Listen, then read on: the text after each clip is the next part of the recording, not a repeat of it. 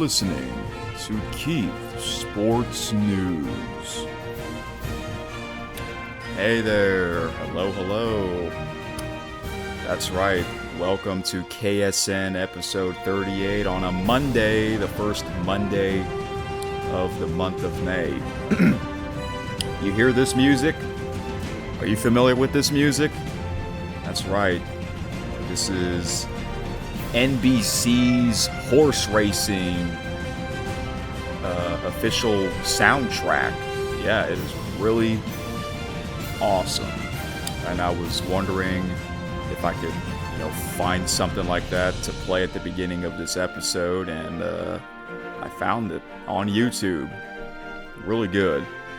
Yes. So yeah, for those of you that follow a bunch of these episodes, a lot of times you'll hear the regular intro music, but sometimes it'll be a different music depending on the topic of this episode. And of course, the Kentucky Derby was the big thing in sports this past weekend, and we will get into that right now.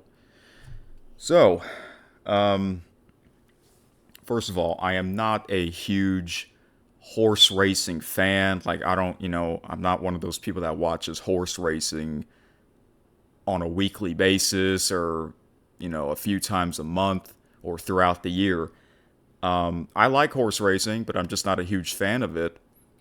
Every year I watch the Kentucky Derby, the Preakness Stakes 2 weeks later, and then 3 weeks after that, the Belmont Stakes. They call that the Triple Crown.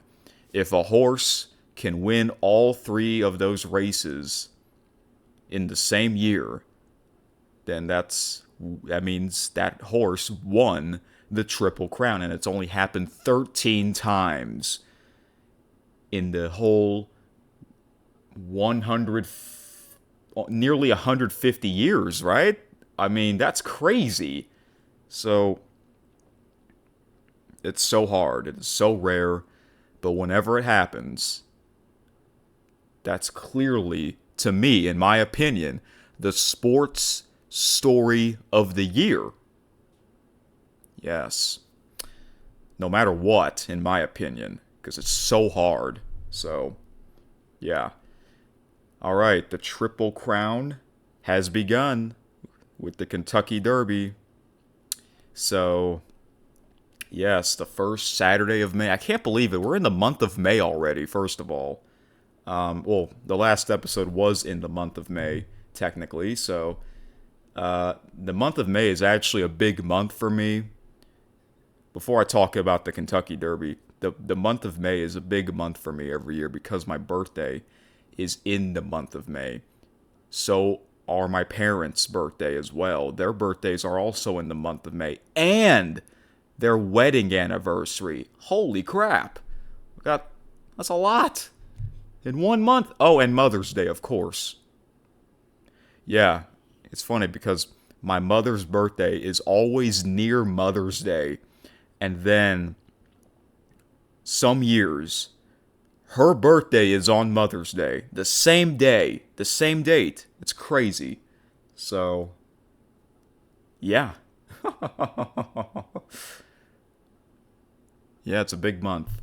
And it's also a big month for sports. That's right. That was the name of the episode, the last episode of KSN. The month of May is a big month for sports. And I'll go through that again. We just had the first big event in the month of May, the Kentucky Derby. You got the NBA NHL playoffs happening. All right. That's also a big thing. Two big things. 2 weeks later will be another big horse racing event called the Preakness Stakes. And the Preakness Stakes is always around my birthday. The second Saturday of May. Preakness is on the 17th. My birthday is on the 19th. It's very close, right? And they also have Memorial Day weekend. That's a big weekend for sports, especially if you're a fan of car racing. Formula One Grand Prix, I believe every year, isn't it in Monaco? It's the Sunday before, uh, the day before Memorial Day. So that's in the morning. I don't know if it's still in Monaco because I never really watched Formula One because it's so early in the morning. I'm not a morning person. But the Indianapolis 500 is the biggest race of the year because it's been around forever. That's in the afternoon. And then that evening, NASCAR will have a huge race is it in North Carolina?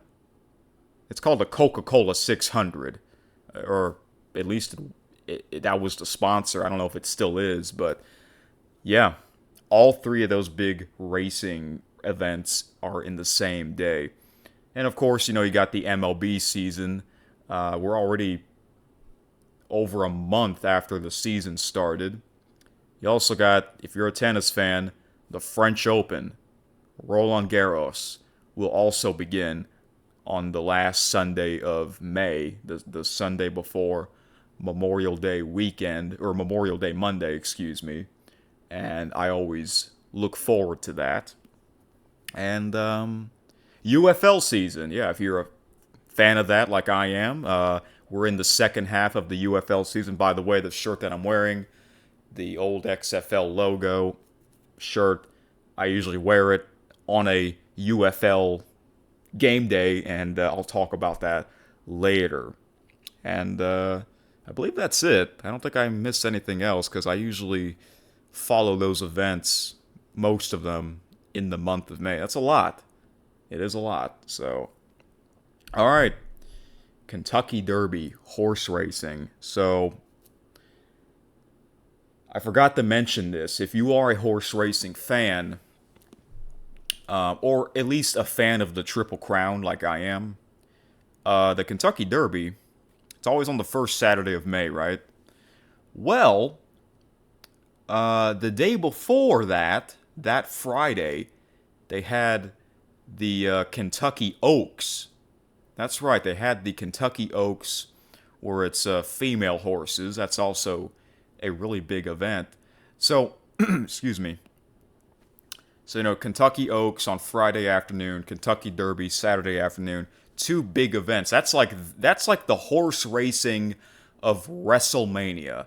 Yeah, WrestleMania is a 2-night event. Horse racing in Churchill Downs, big 2 afternoon event. Yeah, they've had that for a long, long time. And I decided to watch a whole bunch of horse racing. I did. I have Peacock.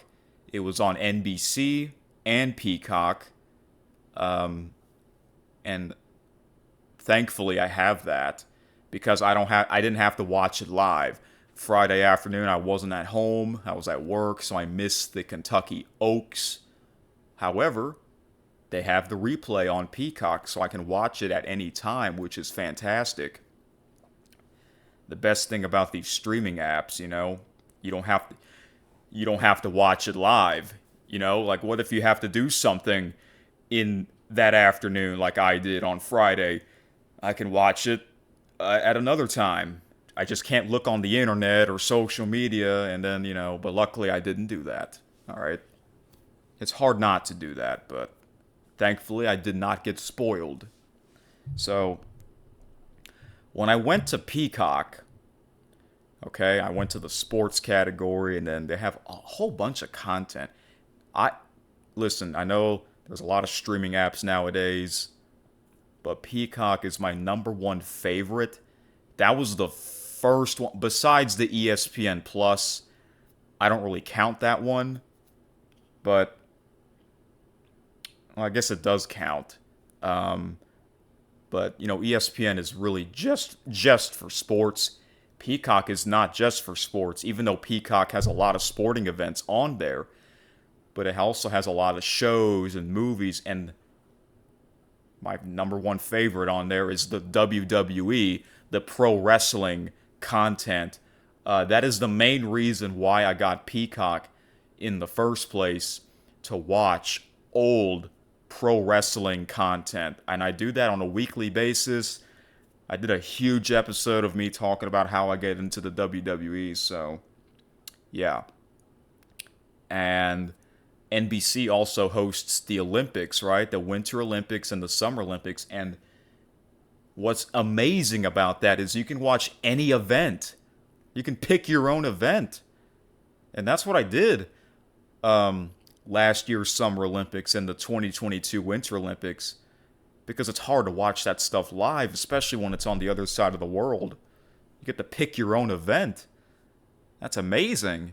And next year, the Winter Olympics will be back, so it'll be here before you know it, So, yeah, that's the best part. You don't have to watch it live. Just don't get spoiled on the internet or whatever. So, anyways, wow, this episode already 11 minutes and I'm just getting started. Sometimes it's like that, so please bear with me. Here's what I did. I did not watch the Kentucky Derby live. My father did, but not me. Okay, so here's what I did. So Friday afternoon was the Kentucky Oaks. Like I said, I wasn't available for that. I wasn't available to watch it live, but I watched the replay. So what I did, it's kind of a weird story, so please bear with me. Saturday, right, was the actual Kentucky Derby. I was going to watch the Kentucky Oaks, but before I did that, on Peacock, the horse racing category, all right, I was on that, and they had these other horse racing events before the Kentucky Oaks and Derby, such as the Louisiana Derby, which is in New Orleans, and I've actually been to that racetrack before, but it wasn't on Louisiana Derby Day. So yeah, they would have certain horse racing events before the actual Kentucky Derby. They call it the Road to Kentucky Derby. Louisiana Derby is one of them. Okay, they had that one on Peacock. They also had the Arkansas and Florida Derby in the same day.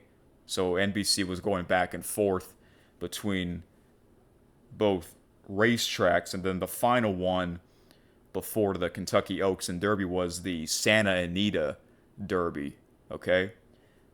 That's right. I watched all three of those. Yeah, the full broadcast on Peacock. I just decided to do it, and I'm glad I did. I got really into it. I love their broadcast. I love the people on it.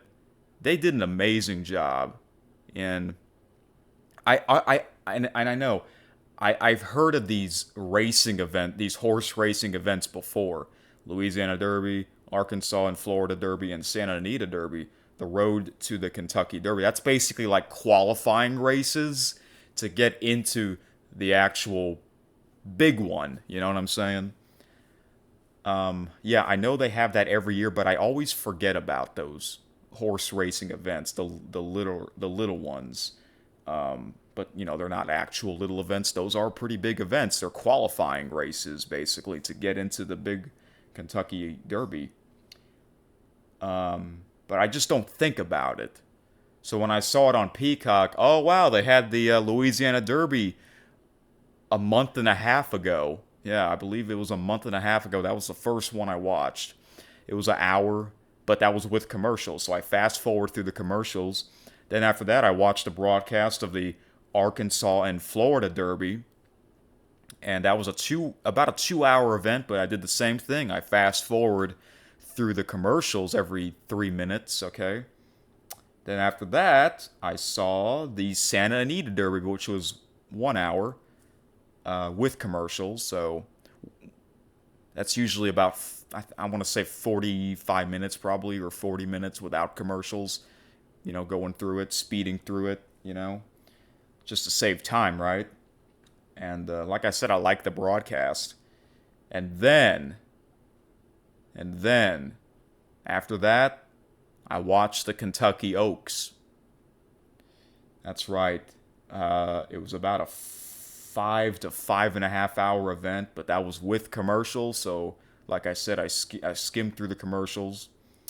Okay, and I watched it. Yeah, that evening, Saturday night, I watched the Kentucky Oaks. Saturday afternoon, I watched the Louisiana, Arkansas, Florida, and Santa Anita Derby. Okay, so yeah, I watched a lot of horse racing. Um, I watched the Kentucky Oaks late Saturday night. It's about 3 hours, a little over 3 hours without commercials, but I was entertained. I was entertained from start to finish. So I guess you can call me a big horse racing fan because I just watched all that in one day. So, you know what else I did? I was also watching a UFL game at the same time. Yep, I was watching both events at the same time. Got the horse racing event on the big screen TV and the UFL game on my laptop, which I'm using right now. Some people do that. They'll watch two big events at the same time on two different devices. It's pretty easy nowadays because no more cable. So, I'll talk about the UFL later, like I said. And yeah, I watched a lot of horse racing on Saturday, and none of it was the Derby. So I watched the Kentucky Derby on Sunday. I had to, because I'm going to talk about it, like I said. So, and yeah, a lot more horse racing. So I started in the afternoon. I didn't watch all of it at once, meaning, like in one sitting or whatever. There was a time where I had to stop watching the broadcast because I went out. I got out of the house. I went to the park. Yeah, if you follow my main channel, I do some vlogging sometimes. And I did a video at the park. Because somehow the weather, I live in South Louisiana, you'd think the weather would be hot in the month of May. Today wasn't super hot. Today, surprisingly, it wasn't super hot. So that evening, it felt very nice. Yeah, I went right before, basically at sunset, and I stayed at the park until it got too dark for me because the park doesn't have lights. So yeah. After that, I came back home, took a shower, and then I watched the rest of the Kentucky Derby coverage. And right now I'm talking 2:04 a.m. I just got done watching the Derby coverage about 30 minutes ago. I know. Because I watched the whole broadcast, like I said. I know there are people that just watch the final race, just the race itself on YouTube. And I get it because, they don't have Peacock. I understand that. But since I have it, why not watch the broadcast? And I love it, like I said. Yeah. So I watched so many horse racing events in 2 days. But like I said, I love the broadcast. I was entertained from start to finish. So, yeah. Whew. All right, so let's talk about the Derby itself. This was the 151st Kentucky Derby. If you remember last year's Derby, the 150th edition, it was like the craziest finish ever. A 3-horse photo finish. And I actually wrote a comment. I guess I'll show it to you if you're watching the video. I'll show it to you. I wrote a comment on NBC's YouTube channel of that video from last year's Kentucky Derby. And it got a lot of attention.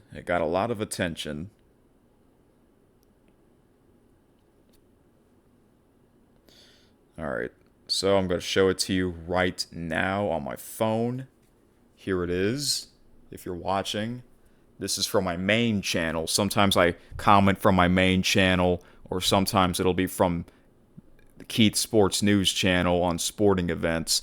Usually it's Eric Super Magnificent because I'm on that channel more, obviously, because that's the more fun channel. But look at that. It says, wow, a 3-horse photo finish? You can't write a better script than that for the 150th Kentucky Derby. Over 1.6 thousand likes. I mean, golly. I guess I must have commented not too long after NBC Sports YouTube channel released the video. You know, I guess I was early. So that means I watched last year's Derby live. Yeah, I did. I watched last year's Derby live. This year I watched it a day later. And it might be like this every year. I might do this again next year, watch it a day later. Okay? So, yeah. And every year I look forward to this. The first time I watched the Kentucky Derby, I believe it was 2013, if not definitely 2014 for sure. Yeah. Some familiar faces, the trainers of the horses. They've been some of these guys, they've been training horses for a long time. And you know, I would see these familiar faces at this the biggest horse racing event ever. No wonder they're that damn good at it, you know? So, first of all, if you watched the broadcast, or if you watched a lot of it, like me, like I did, you might have heard, here's what I want to talk about this first, before the actual race. Mike Tirico. So Mike Tirico, I call him Mr. NBC Sports because he really is Mr. NBC Sports. He basically succeeded Bob Costas. Years ago, Bob Costas was the host of, the big Kentucky Derby, Preakness, and Belmont Stakes, right? And then, basically, after Bob Costas left NBC, Mike Tirico took his spot, okay? So Mike Tirico, unfortunately, was feeling under the weather. And like I said, if you watched majority of that broadcast, or all of it like I did, you probably heard Mike Tirico's voice for a little bit. I did. And I'm like, when I heard his voice, I'm like, Mike doesn't, like, obviously I know it's him. I he's one of those announcers where you recognize his voice. That's why he's that damn good, you know? These announcers that you hear for years, you recognize their voice, you know? So Mike was on the air not very long. Usually he's on the air for a lot of the coverage, but this year, not much, because he was feeling under the weather. And when I first heard his voice in the broadcast, I'm like, dang, Mike doesn't sound like his normal self. His voice sounds stuffy. And let me look him up here. I looked him up earlier today. I forgot what he had, what the real reason why he wasn't feeling well.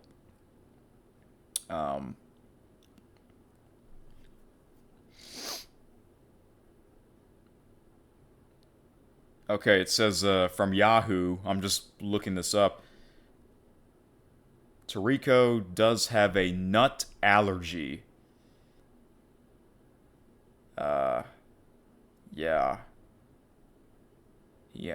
Unfortunately, he had some allergies. And speaking of allergies, sometimes I have bad allergies. I think spring season is also allergy season, which is terrible. And since I live in South Louisiana, I think South Louisiana, I heard that they have the worst pollen. And you know what's weird? is that now my nose is stuffy or running. What the heck? Ugh. So you guys know, if you follow these episodes, then sometimes I mention my favorite sports talk shows that I like to listen to on a weekly basis. And one of them is Shine on Sports with Adam Shine. Okay, it's on Mad Dog Sports Radio on Sirius XM. He's the morning show, and he had Mike Tirico on as a guest, but Mike was on the phone. He wasn't in studio, and this was on. This was like a couple days ago, or a few days before the Derby. I want to say Thursday. Might have been Thursday. But a lot of these shows, I don't listen to them live because I watch or I listen to a whole bunch of shows. So I listened to the interview segment. Adam Shine had Mike Tirico on. And Mike sounded fine to me, but it was on the phone. A lot of people don't sound the exact same on the phone and in person, you know? So when Mike was physically there, he didn't sound that great, you know. He was on for like a little bit, and then they went to commercial, and after that, Mike Tirico never came back on the air. I don't know if Mike was like, "Hey guys, I'm not feeling well," or maybe the crew members of the broadcast said, "Hey Mike, you don't sound well. I think you should step aside, come back when you feel better." He never came back for the rest of the broadcast. He never came back, so that was unfortunate for him because I've always liked Mike. He is who doesn't like him? He's that good. He's that damn good. So, and also Mike Tirico will be the voice of the NBA. That's right. The NBA is coming back to NBC next season. So that's a true fact, which means this is TNT's last year broadcasting NBA games. Is that correct? I think it is. So, if you're an NBA fan from many years ago, NBC was the host of that. So, I think it'll be great. So we'll see. But yeah, I hope. Hopefully, we'll see Mike Tirico in 2 weeks for the Preakness Stakes. I think we will. So the guy that was filling in for him, his name is Ahmed. What's his last name? Ahmed Fareed. Okay, so the thing about Ahmed Fareed is that okay, here's the weird thing about their coverage.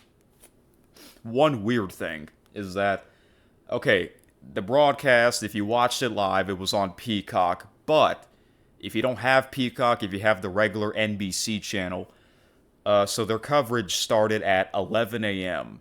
Central, and it was on USA Network. For the first 2.5 hours, it was on USA Network. So then at 1:30 p.m. Central, they moved their coverage to NBC. It's like that every year. So when 1:30 came on, Mike Tirico came on. He was on the air.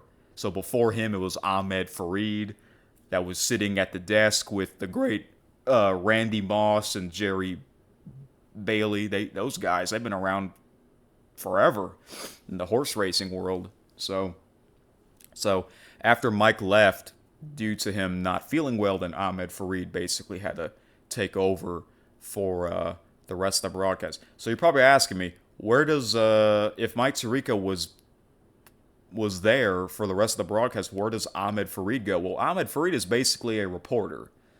Yeah, he's another reporter. There's a bunch of reporters.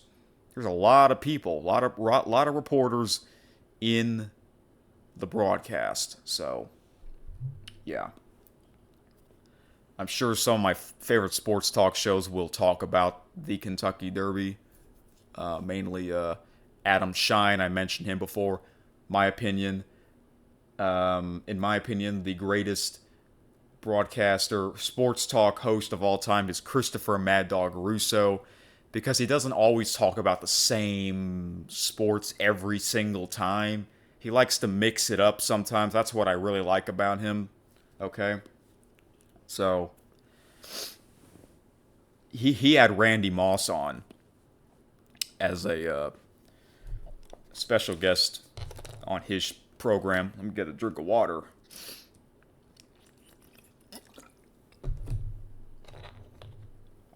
And no, I'm not Randy Moss, the football player. Okay.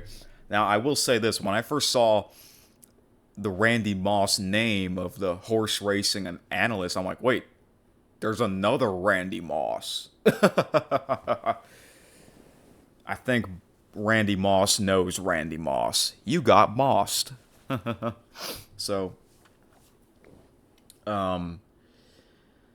yeah. Anyways, to the actual race. Okay. Jeez. After talking about Mike Tirico of him having allergy issues, now I'm having allergies. Isn't that terrible? I know. So, the event, Churchill Downs, obviously, been around forever. The weather was not so great. Some years the weather is nice and sunny. Some years it was raining. This year it was raining, which sucks for the fans because a lot of the fans, they dress up very nicely. You know, a lot of men, they wear suits. A lot of the women, they wear those fancy hats and dresses. I mean, who wants to get that? Then no one wants to get wet, but they do. They do know about the weather, so a lot of them, they had their ponchos or rain jackets on, so that's good. But still, like, you know, we all like nice, clear weather. You know, if I was there, if I was there, I don't want it to be raining. I want it to be nice and sunny, you know. But since I always watch it on TV, I don't really care about the weather that much. So yeah, the track was muddy, a muddy track. Some horses, excuse me. Some horses, they run well on mud. They call them mudders. But some horses, they're not mudders. They're much better on a fast track, meaning no mud, just clear dirt. Okay, so like I said, I watched a full broadcast a day later, and I saw all the other races leading up to the Kentucky Derby race itself. Some of the races were on the grass, and I do like the grass races. It's so cool watching horses run on grass. Yeah, the grass was wet, but you know, you can't really tell, you know, because the grass wasn't full of puddles, you know, like the dirt. Yeah, you can tell it's muddy because it's muddy, you know. And I know horse racing is a big sports betting thing. You can place your bets on these races, which I've never done before. I've never got into sports betting, but at some point I might get into it. If I ever will, I probably will let you know about that. But yeah. Quick story. I mentioned I went to the horse racing track in New Orleans before, but when I was younger, almost every year, if not every year, I used to go to Opelousas, Louisiana. They have a horse racing track called Evangeline Downs and a casino. It's very nice. If I go there, I haven't been there since 2019, so it's almost 6 years ago. If I go back there this year, I will definitely do some videos there to show you what it's like. It's really cool. So, and usually whenever we go there, back then, it's usually in July, summer. All right. So yeah, like I said, I like the broadcast. It's just fantastic. So I'm going to look up the Wikipedia page. I have the Wikipedia page. All right. So every year the Kentucky Derby has 20 horses. And every year I always pick two horses because it's hard to pick, you know, it's hard to pick 1 out of 20. So I picked 2 out of 20. Okay? The first one I picked was the favorite. Journalism. Most people pick that horse to win, and I decided to pick that horse as well. That horse won Santa Anita, the Santa Anita Derby. The weird thing about the Santa Anita Derby, there was only 5 horses in that race. 5 horses compared to the 20 horses in the Kentucky Derby race. And they were showing a little story of the journalism's trainer. His name is Michael McCarthy. He's from Southern California, and earlier this year, had a whole bunch of wildfires. Like, how can that happen in the winter season, I mean, very strange. It was awful, terrible fires. And they were showing like a picture of the Santa Anita track and the big flames in the background. So, when journalism won the Santa Anita Derby, that was a great story for Michael McCarthy. So, yeah, it would be great if journalism won the Kentucky Derby. So I picked journalism to win. That was my first pick. The second pick that I made was, what's his name? Citizen Bull. Okay? Citizen Bull. The reason why I picked that horse to win, or my secondary horse to win, is because the trainer, Bob Baffert, is back. That's right, Bob Baffert is back. The 2-time Triple Crown winner. He won the Kentucky Derby 6 times, I believe. 6 times. Wow. Excuse me, let me wipe my nose. I'm having this allergy like Mike Tirico. Alright. Man, after I paused that recording, I sneezed like 7 times and I had to blow my nose. It's like, what the heck? Right after I talked about Mike Tirico having a allergy issue, I had one. So anyways, hopefully it doesn't come back, but it might. Anyways, so yeah, the other horse that I picked was Citizen Bull, because Bob Baffert is the trainer. It's not easy to bet against Bob Baffert's horse.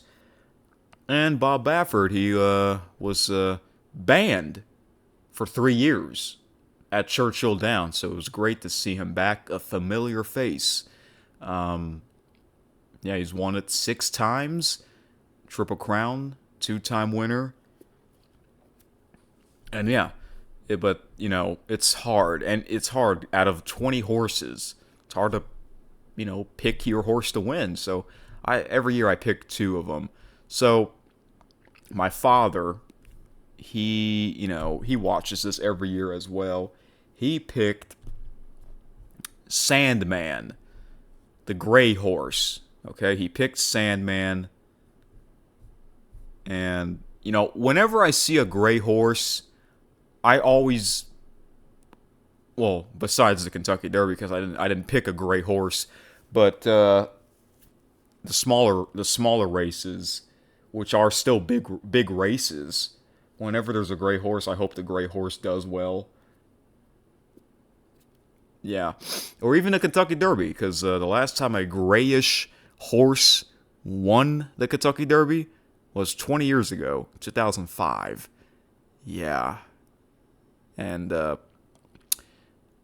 remember that race. Well, not back then, because last year for the 150th Kentucky Derby, I watched a whole bunch of the old Kentucky Derby races, and I actually put a bunch of them into 2 big videos on my Eric Super Magnificent channel, a compilation of Kentucky Derby races, and I did the same thing for Preakness and the Belmont Stakes. So I did watch some of that. I did watch some of that earlier this week. So I'll do the same thing for Preakness and Belmont. Rewatch those big videos that I put together of all the a bunch of races. So, yeah. But anyways, yeah, there were some familiar faces of the trainers. What's the guy's name? Another trainer, D. Wayne Lucas. It's hard to believe how old that man is. He's 89. And he's still in it as a trainer. And they were showing him riding a horse like it's no big deal for him, you know? He's a true cowboy. He is a true cowboy. So he won the Preakness last year. That was a huge win. He became the oldest trainer to win one of those 3 big races of the Triple Crown. Wow, it's amazing. So the track was muddy, and of course, you know, if you watch this every year like I do, they got the great Larry Colmus, the announcer. He's great. He's kind of like the Joe Tessitore of horse racing. He is really good. So, it's, man, I can't imagine being a track announcer like him. Going through your, what do you call it? The list, your program of all these races in one day, you know, especially the last one with 20 horses. You have to, you know, memorize the colors, you know, and all that. I can't imagine doing that. It's crazy, but he's really good. So yeah, they call it the most exciting 2 minutes in sports, and it really is. And speaking of that, I actually timed it. I timed the race on my phone from start to finish. And here's what I got. 2 minutes, 4 seconds, 2:04, meaning 2 minutes, 4 seconds, .09. But the actual time, where is it? It doesn't say on Wikipedia. Does it say anywhere on here? Okay, here it is. I found it. I have to scroll down. The official final time was 2 minutes, 2 seconds, .31. 2:02.31, so I was off by like a minute, or not a minute, a second and a half. I started the timer as soon as the, right when the gates are opening, you know, and then they're off, you know. That is a giant starting gate. That's crazy. Custom made. That's awesome. So, yeah, it was a great race. And you know what's interesting? Earlier in the broadcast, they showed like the last, since 2018, they showed the dramatic chaos of these Kentucky Derbies. From 2018 to 2024, there was some chaos. And this year was another chaos race. And I say the thing is, journalism was so close to win. The favorite was so close to win the Kentucky Derby. He came just short behind the winner, Severiente? Did I pronounce that right? I think I did. Congratulations to Severiente, trainer William Mott, and jockey Junior Alvarado. Yeah, these jockeys, a lot of them are from different countries. They had a jockey from France. That's awesome. A jockey from France in the Kentucky Derby?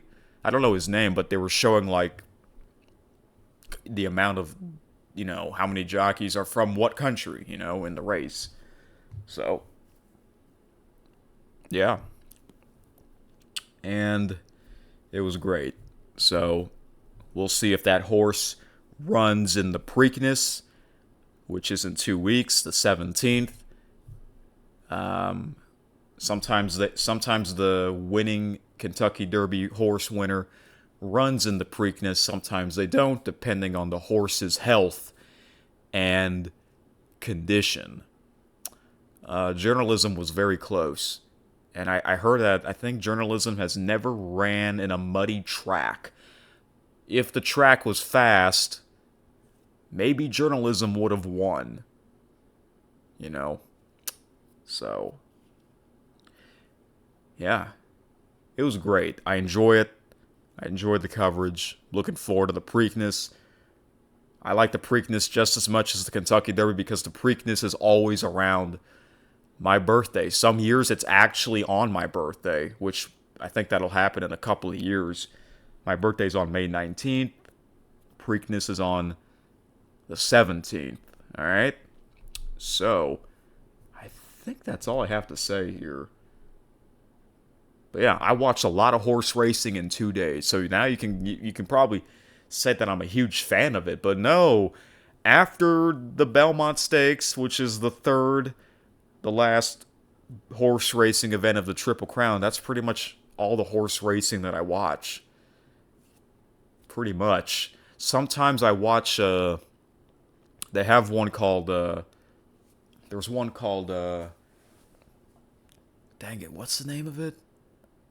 Dang it, the Breeders' Classic, which I believe is in Santa Anita.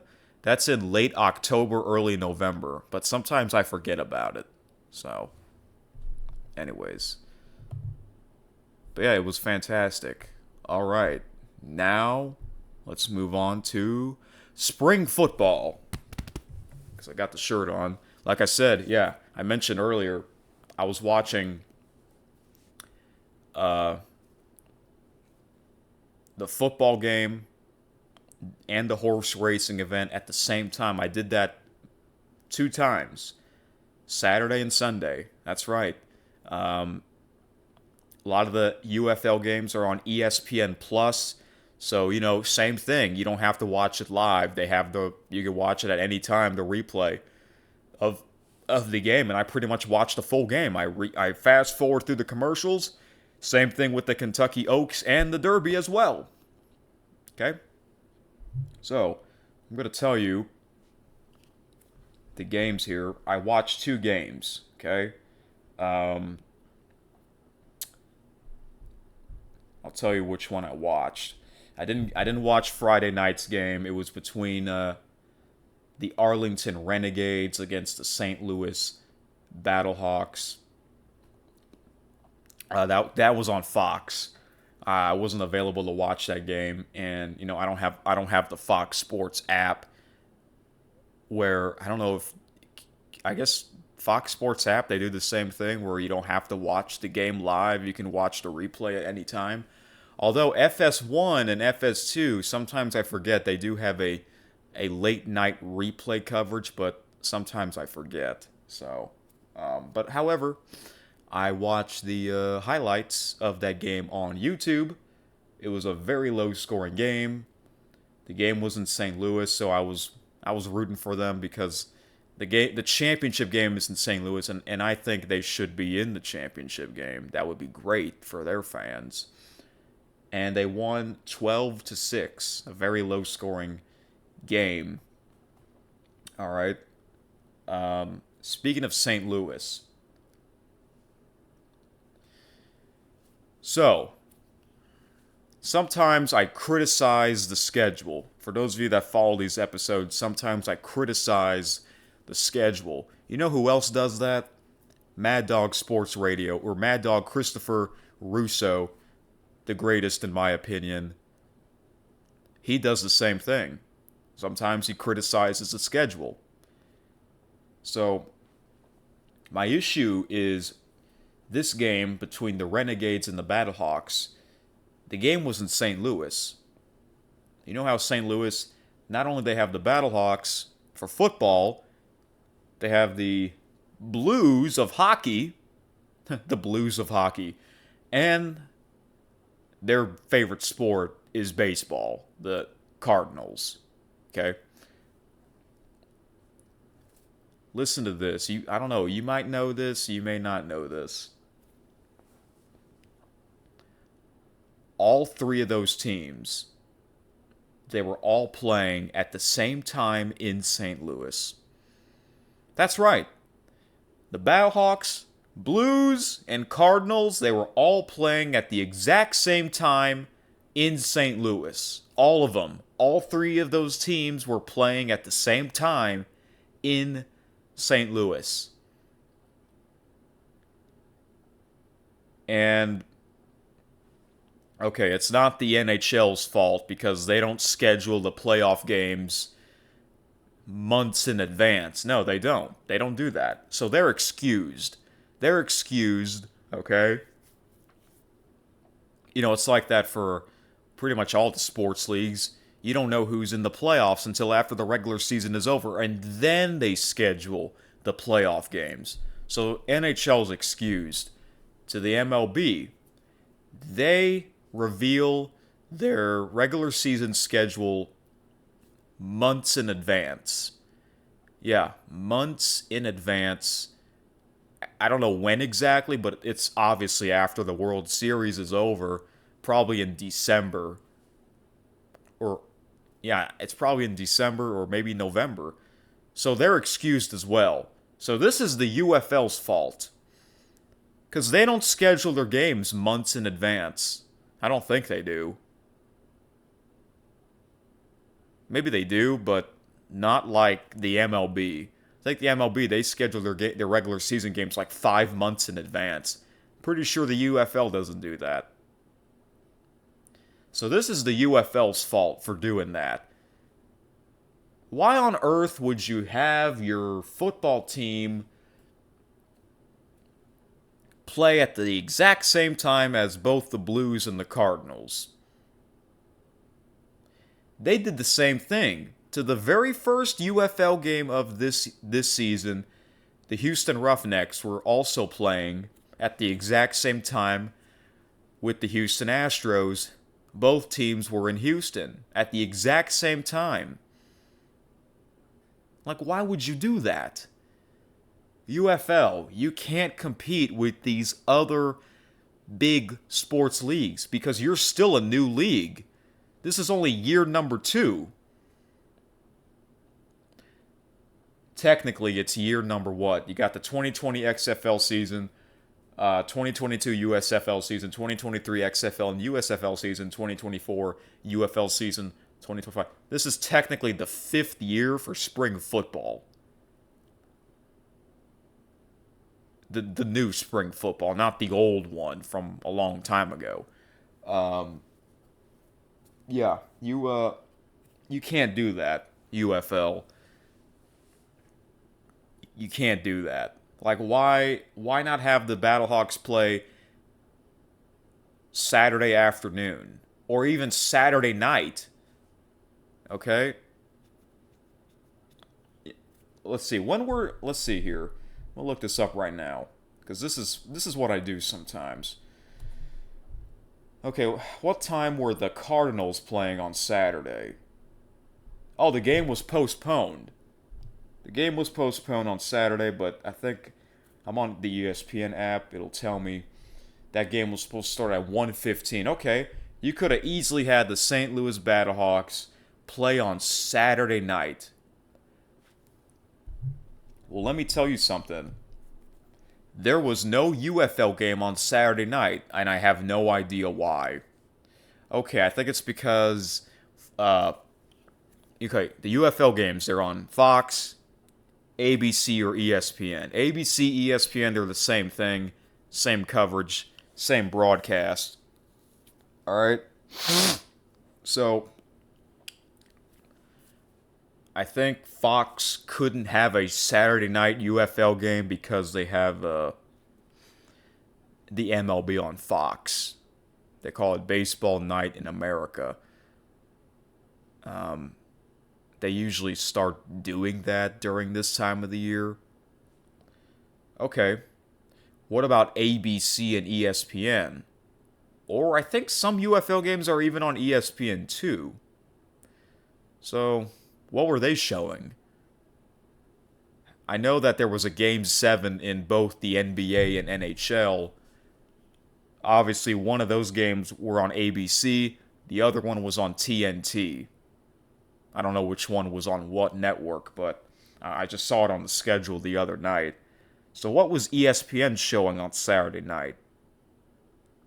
I don't know, because I wasn't looking at the guide at the time, but yeah, there could have been a game. No, you decide to have the St. Louis Battlehawks play at the exact same time with the NHL's St. Louis Blues, who are in the playoffs right now, and, of course, St. Louis's favorite team, or favorite sport, baseball. You can't do that. You can't do that, UFL. Whoever made this schedule, you should have known better. You should have known better. And you know how I said before, St. Louis Battlehawks, they have the best UFL fans. Well, their game, I saw the highlights. There were quite a bit of empty stands, empty seats, because, like I said, they were playing at the exact same time with the St. Louis Blues and the St. Louis Cardinals. This is why you can't do this, UFL. You can't. And why wasn't there a game on Saturday night? I don't know. And this is the second half of the regular season. Normally, in every sports league, the second half of the regular season is more important than the first half of the regular season. They say it's not how you start, it's how you finish the season. It is. Or even a game itself, it's not how you start, it's how you finish the game. There have, like for example, you've seen some big comebacks before. The Super Bowl between the New England Patriots and the Atlanta Falcons, Super Bowl 51, 8 years ago. You know what I'm saying? So, yeah. Anyways, let's move on. Saturday. This was the early Saturday game at 11 a.m. There was only one UFL game on Saturday, and the game was at 11 a.m. Central. Somehow, UFL can't have a Saturday night game for whatever reason. So, this was the game that I watched. I didn't watch it live, though, because I didn't have to. That's the best part. I watched it Saturday night along with the Kentucky Oaks. Yep, I watched both at the same time. I watched the football game on my laptop, which I'm using right now, and behind it, which is kind of like this, was my TV screen. I had the horse racing event on the TV screen. And I would do, for both events, when there's a commercial, I would skim through it, fast forward through it, just to save time, right? So, yeah. Here's the thing. You're probably going to ask me, did I had the sound on for both? No, I only had the sound on for the horse racing, and I muted the UFL game. Although Joe Tessitore was the announcer, I was kind of listening to some of his calls throughout the game because Joe Tessitore is one of the best, in my opinion. Now, speaking of Joe Tessitore, I find it kind of weird that he was calling this game because he's the voice of Friday Night SmackDown, okay? I don't know where SmackDown was because I'm not a huge fan of today's WWE. I love the old pro wrestling on Peacock. So, maybe the game was in Houston. So maybe SmackDown was near Houston. Because Friday Night SmackDown is from 7 to 9. Or no, I think I heard it's 3 hours now. 7 to 10 p.m. Central. And he's the voice of SmackDown. So obviously they had to be near Houston. Maybe they were in San Antonio or Austin. I don't know. Maybe even Dallas. And he called the Memphis Showboats against the Houston Roughnecks game, which I found surprisingly because normally that's not a huge matchup. Joe Tessitore usually calls the big games because I was surprised when I heard his voice. I'm like, what? Joe Tessitore's calling this game? I mean, it's Saturday at 11 a.m. The other night was Friday Night SmackDown. How does he do it, But he was really there, So, this game was very good. It was a very close game. Memphis Showboats, they pulled off. Their only win was last weekend against the three-time Spring Football League champions, Birmingham Stallions. They beat Birmingham in Birmingham. And Houston Roughnecks, last weekend, they had a huge win. Their best game yet, beating the San Antonio Brahmas very easily in San Antonio. So I'm like, uh-oh, this ought to be interesting. And it was. It was a very close game. The Houston Roughnecks, they won by 1 point, 21-20. So yeah, I watched that on ESPN Plus because I have it. And then Sunday was a doubleheader. The DC Defenders against the Michigan Panthers. This game was on at 11 a.m. as well. This game was on, it was either ESPN or ABC. I thought Joe Tessitore would call that game because that, in my opinion, that's a much bigger matchup. That's the biggest matchup of Week 6. The DC Defenders against the Michigan Panthers. The 4-1 DC Defenders against the 3-2 Michigan Panthers. That's a bigger matchup, in my opinion. I thought Tessitore would be the announcer there, but I guess too far of a flight for him. But anyways, I watched this game on Sunday night along with the Kentucky Derby. I did the same thing, okay? And I wanted DC to win only because they're not in the same conference with the Houston Roughnecks, even though they should be, because the DC Defenders and the Houston Roughnecks, they both came from the UFL. I will never understand why the Houston Roughnecks are in the USFL conference. They should be the Houston Gamblers, because the Houston Gamblers were a USFL team. But I had a feeling that the Michigan Panthers would win, and my gosh, they did. They won their game easily. DC Defenders, they had the best record at the time. They lost 38-14. Wow. After that game, Michigan Panthers, they might be the best team. Yeah, it's great. The game was in Ford Field, the same stadium with the Detroit Lions.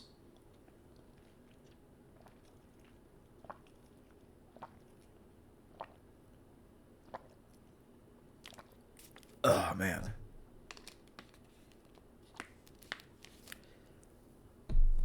And the last game, I didn't want to watch it. It was on Fox, and I knew who was going to win that game, which team was going to win that game. It was the San Antonio Brahmas against the Birmingham Stallions. I picked the Birmingham Stallions to win. They were at home. I said, no way they're going to lose back-to-back home games, and they didn't. They easily beat the Brahmas, 26-3. What the heck is going on with the Brahmas offense? They scored 3 points. Last weekend, they scored 3 points again. What about the weekend before? The weekend before, somehow they beat the DC Defenders in DC. Isn't that strange? And yes, you can bet on these games. These games are not easy to bet on. Any team can beat any team. So, I didn't even watch the highlights of that game. So, and there you have it. Week 6 recap of the UFL. And I'm probably the only sports talk show that talks about the UFL. At least, because I thought I heard something. All of the,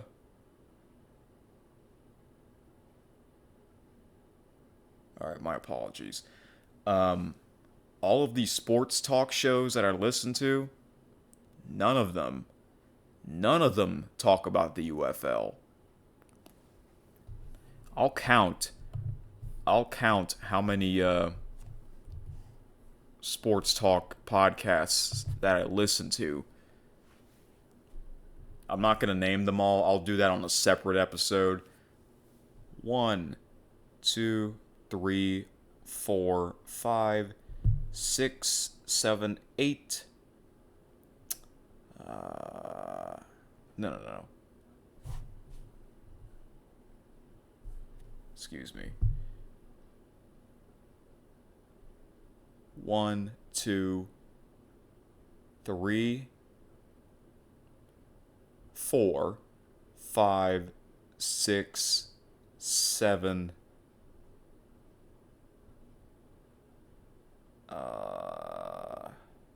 8, 9. That's about it. There are certain shows where they'll only talk about one sport, okay? But I'm talking about the sports talk shows that talk about different sports, not just the same one. Yeah, I said 9, right? None of them talk about the UFL. None of them mention it. None of them mentions the UFL because that means they don't watch it. Why? I don't know. It's probably because the UFL season, the second half of the UFL season, is during the NBA and NHL playoffs. And this is why, in my opinion, the UFL should have began their season much earlier in the year. Remember the XFL?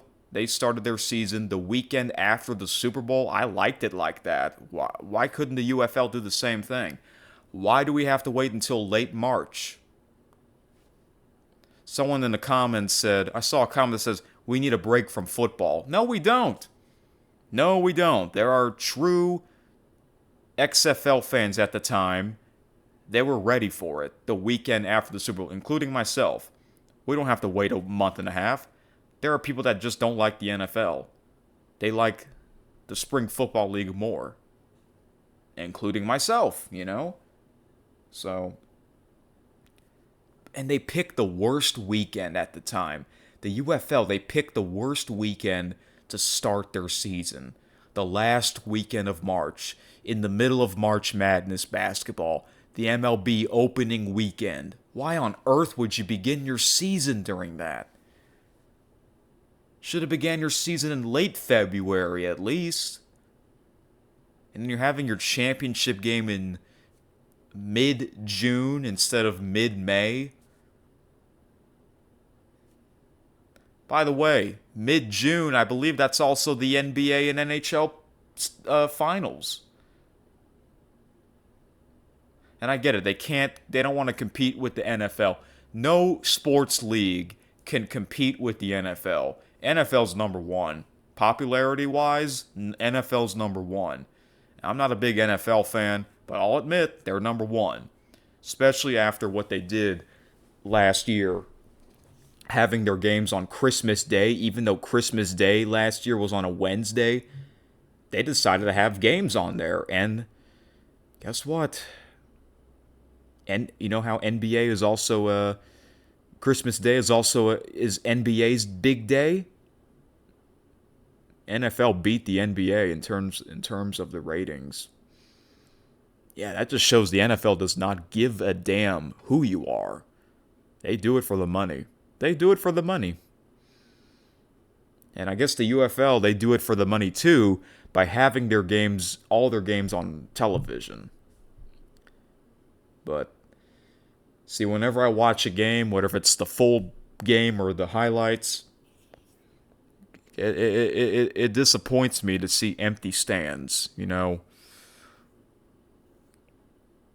It's like the cities that have those teams just doesn't care. St. Louis cares, but it's unfortunate. Like I said, the Battlehawks were playing at the exact same time with the St. Louis Cardinals and the St. Louis Blues. All three St. Louis teams were playing in St. Louis on Friday night. I blame that on the UFL. It's the UFL's fault. Okay? But Houston, I forgot to mention. When I watched the Houston game, OMG, I don't think even 10% of the stadium had people in it. It's like more than 90% of the stadium was empty. I'm like, what? Houston just had a huge win last weekend. Same with Memphis. And there's hardly any fans there. Was it a very hot day, even though the game was at 11 a.m.? I mean, I don't know what the weather was like, but it was sunny. But was it 90 degrees? It was outdoors, but I mean, Houston's a big city. A lot of people live in Houston. So I guess they don't care about the Roughnecks. The people that are in the stands, those are the true fans. Those are the true fans, especially the ones that wear the actual outfits. I saw like a shot of Roughnecks fans that was wearing like the hat, the uniform, jersey. Those are the true fans. If I was living in Houston, I would go to at least one of their games, if not all 5 of their home games.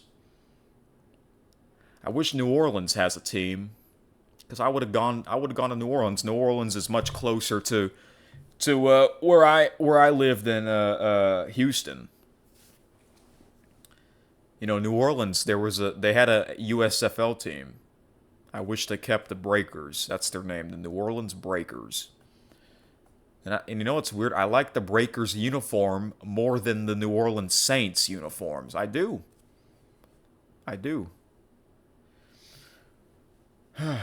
Shout out to the fans that put butts in the seats, you know? But yeah, that's a shame. That just shows you that this league is not growing. Like, I like the UFL, but I want the league to grow. You know, last year, no, the year before, 2023, there were 2 separate spring football leagues, the XFL and the USFL, and all the fans, including myself, they wanted both leagues to merge. And the following year, they did that. But last year, it seemed like no one really cared about it much. And this year is pretty much the same as last year. I don't know what it is. I hope the league grows, but I'm afraid it won't. I'm afraid it's not going to grow at all. Maybe it'll grow if St. Louis is in the championship game, which I hope they are in. But hey, I like the UFL. I like the game itself. I like the broadcast. It's, you know, they do their own thing. It's just that somehow a lot of people just don't care about it. None of these sports talk shows that I listen to, they don't talk about it. The only time they mention the UFL is when they make fun of it. They make fun of it. I'm like, what the heck? And I'm probably the only UFL fan that talks about it, makes videos of me talking about it. I mean, there's probably others that do on YouTube. I just haven't, you know, searched any of them up. Hey, after the UFL season's over, I'm looking forward to the CFL. I actually like the CFL more. It is my number one. Believe it or not, the CFL, the Canadian Football League, is my number one favorite sports league. That might sound weird to you because I live nowhere near Canada. But I love it. I love watching it. I love the broadcast, the people on it. I have the channels on TSN, the Canadian version of ESPN. They have their own sports center. I watch the Canadian Sports Center more than the American Sports Center because I like it more. I do. It seems like, yeah, obviously hockey is Canada's favorite sport. In America, it's football. Okay, that's whenever I watch the TSN Sports Center, that's basically where I get my hockey news from because I show a lot of hockey highlights. In the American version, it seems like they hardly ever or don't show any hockey highlights. I'm talking about during the regular season. I don't know about the postseason. I mean, they got to show the highlights of the postseason because ESPN is one of their TV partners. You know? So, the only time I really watch the American Sports Center is Scott Van Pelt, SVP. I really like him. He has his own podcast called SV Pod. It's really good. He mainly talks about the big ESPN events. So right now it's the NBA and NHL playoffs. Okay, so anyways, I know this episode is long again. Sometimes it's like that. There was a lot to talk about. All right, last thing I'm going to get into again is the NBA and NHL playoffs. Let's check in on how they're doing. Let's go back to Friday. We'll do the NBA first, because my last episode was on Friday. So Friday night, it was Game 6 of the Western First Round Series. Game 6 between the Houston Rockets and the Golden State Warriors. The Houston Rockets won 115-107 in Golden State. They needed to win that game to force a Game 7, and that's exactly what they did. So, round 1 was coming to an end for both the NBA and NHL playoffs. Saturday was Game 7 of the West First Round between the LA Clippers and the Denver Nuggets. The Nuggets won the Game 7 by a score of 120-101. And last night, there were actually 2 games. The first one was the East semifinals Game 1 between the Indiana Pacers and the Cleveland Cavaliers in Cleveland. The Pacers won by a score of 121-112. I don't know why they decided to... I guess they decided to have that game on Sunday because the Pacers and the Cavaliers, they haven't played a game in like a week. Maybe that's the reason why they decided to have it on Sunday. Or maybe just in case if there wasn't a Game 7 on that Sunday. But there was a Game 7, and that was the Golden State Warriors against the Houston Rockets. And guess what? The game was in Houston, and the Warriors won by a score of 103-89. Wow. Rockets got a lot less points, 89 compared to Game 6's 115. You know what's weird is that if you follow the NBA and NHL playoffs, sometimes they each game, some games are 2 days after their previous game.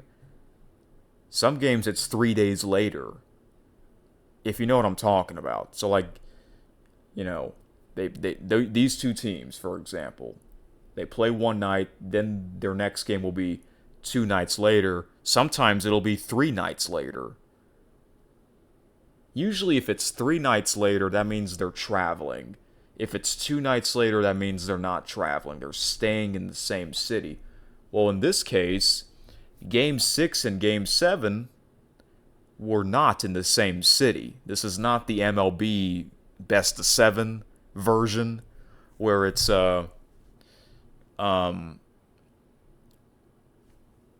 two teams, the first 2 games are in the same city, and then games 1 and 2, same city. Games 3, 4, and 5, the other team's city. And then games 6 and 7, back to this city, okay? NBA and NHL is not like that. It's first 2 games, then travel. Games 3 and 4, then travel to Game 5, then travel to Game 6, then travel to Game 7. Well, for some reason, they didn't get It wasn't 3 days in between Game 6 and Game 7. It was 2. Isn't that weird? Anyways. So tonight, Monday, will be the beginning of the East and West semifinals. The first one is in the East between the New York Knicks and the Boston Celtics. That's a huge series right there. In the West semifinals, it'll be the Denver Nuggets against the Oklahoma City Thunder. Thunder, man, they have 68 wins in the regular season. Denver Nuggets have 50. The Thunder have 18 more wins than the Nuggets. Celtics have 10 more wins than the Knicks. And then Tuesday will be the other East semifinals and West semifinals. Game 2 between the Indiana Pacers and the Cleveland Cavaliers. Pacers took Game 1, and then it'll be Game 1 of the other West semifinals between the Golden State Warriors and the Minnesota Timberwolves.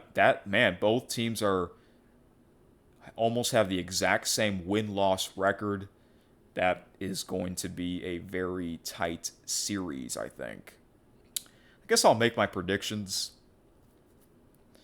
Well, the Pacers, they won Game 1. I expect the Cleveland Cavaliers to win that series. Knicks and Celtics, I hope the Knicks win, but I don't know.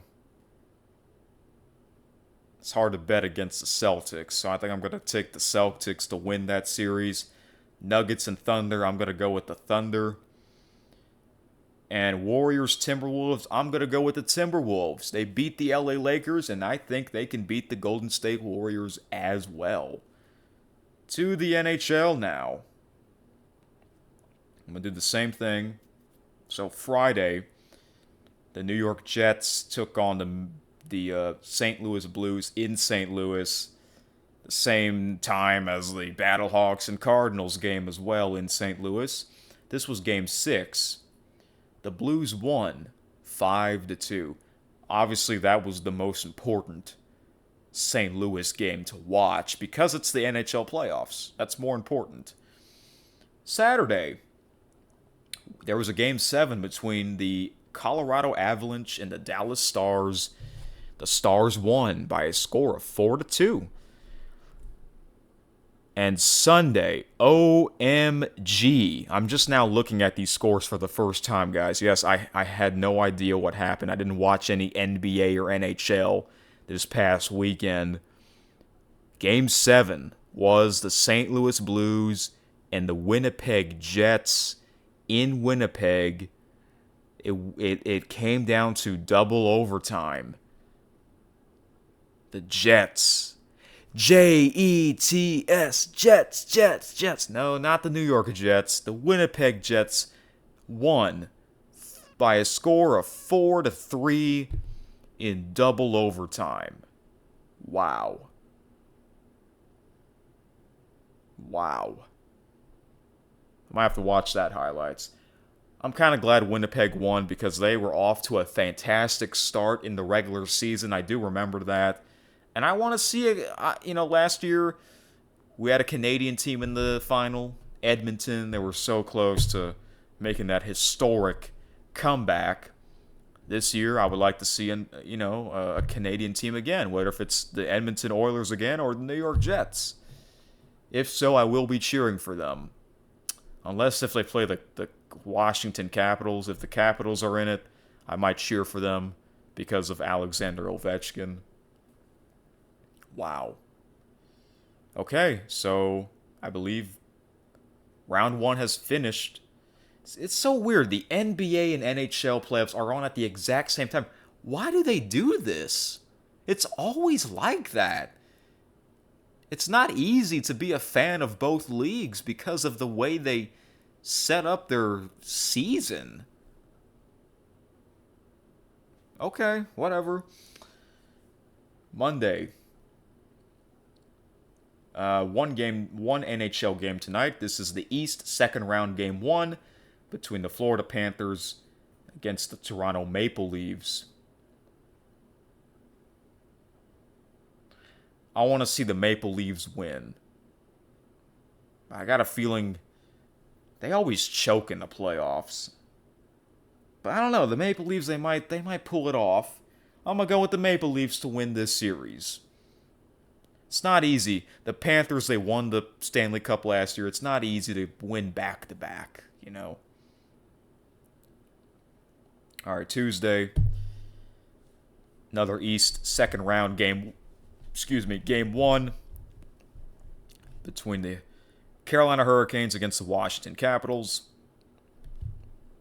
I'm going to go with the Capitals to win this series. I think this might be a really good series, though.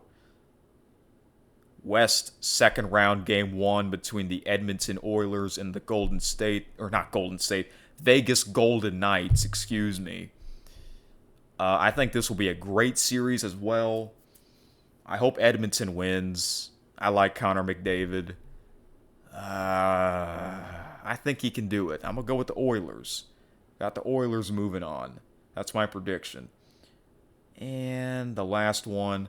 This is weird. The other West game one doesn't begin until Wednesday night between the Dallas Stars and the Winnipeg Jets. That's going to be an interesting series. Both the Jets and Stars won Game 7. I'm going to go with the Jets to win that series. So that means in the NHL, in my semifinals or the conference finals, whatever they call it, I have the Jets and Oilers, an all-Canadian West final. And in the East, I have the Maple Leafs and the Capitals. So what if that was the semifinals or the conference finals? Which two teams do I have advancing to the Stanley Cup Final? I might as well make that quick prediction. In the East, I'll go with the Washington Capitals. In the West, I'll go with the Jets. So in my Stanley Cup Final prediction, I guess I have the Washington Capitals, and the Winnipeg Jets, and I have the Washington Capitals winning the Stanley Cup. We'll see if I'm right. I know I'm making my prediction a little late, but I kind of prefer if the playoffs was just 8 teams instead of 16. That's just my opinion. I guess I'll do the same quick prediction for the NBA. So, in the East final, I have both, or the East semifinals, I have both the Cavaliers and the Celtics. So I have the Cavaliers and the Celtics. In the East final, I am going to go with the Cavaliers. And in the West semifinals, I have both. I have the Thunder and the Timberwolves. Okay. And I have the Thunder moving on to the final. I have Thunder and Cavaliers. Oklahoma City Thunder against the Cleveland Cavaliers. And which team do I have winning the NBA Finals? Oklahoma City Thunder. That's right. That is my prediction. But I might be wrong. It might be Pacers and Timberwolves instead. In the NHL, it might be... we might get a rematch from last year. Florida Panthers against the Edmonton Oilers. You never know. It's so hard, you know? So, all right, we're approaching an hour and a half, so I'm going to wrap this up. Thank you for listening. Oh, wait. Hold on. There's one more thing I want to say. Thankfully, this just popped into my mind. I usually read comments towards the end of these episodes, and I got another comment from,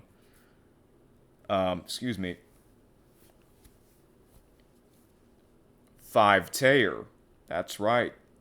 Five Tayer, you are the MVP when it comes to commenting on this channel. I thank you so much. All right. All right, let me find the comment from the previous episode.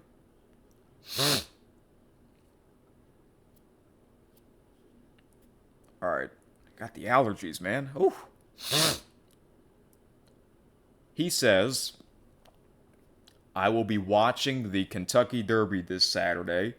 I've never watched any horse racing before, but I'm going to change that. Thankfully, there are no playoff games happening at the same time, so I will be tuned in. Awesome. So, if you're listening to this 5-tayer, what did you think? Did you enjoy it? Did you like it? This was your first time, right? Did you pick a horse to win? And I don't mean by betting on it for fun, like I did. Did you pick a horse? If so, which horse did you pick to win? Were you watching it with your family or just by yourself? I'm just curious to know. I could have just direct messaged you, but I just didn't have the time. So I'm just asking you on camera, on video. And also, correct me if I'm wrong, 5-tayer. Wasn't it like a couple years ago you weren't really into sports? Not much. Now you are. You are now lately you are a big sports fan. So that's great. To be honest, my close friends, my real life friends, none of them are sports fans. Because if they are sports fans, if my close real life in-person friends are sports fans, then we would be talking about it. But we never do because they don't watch sports. I don't think they really watch TV. I think they mainly play video games in their spare time. I mean, hey, I like playing video games too sometimes. Sometimes I don't play any games for a while. I usually watch stuff. I'm on YouTube every night. Literally every night. Just watching whatever I find interesting. It's just great, But yeah, so 5-tayer, thank you so much once again. And I think that is it. All right. So, there's a lot going on throughout this week, mainly the NBA, NHL playoffs. Next episode, most likely, will be Friday. I'll go through those playoff matchups, and then I'll make my UFL Week 7 predictions, right? It's crazy. And this weekend, WWE has a big event. Their first premium live event after WrestleMania called Backlash. I will talk a little bit about that. Even though WrestleMania didn't seem like it was that long ago, it seemed like it just ended. And already, this weekend, there's a WWE premium live event. The main match in that show will be John Cena against Randy Orton, the two OGs going at it. And I am interested in not only talking about that matchup, but also watching it. All right. So, let me check ESPN. Forgot to check ESPN's notification if there was any breaking news here. I did broke some news in the last episode here.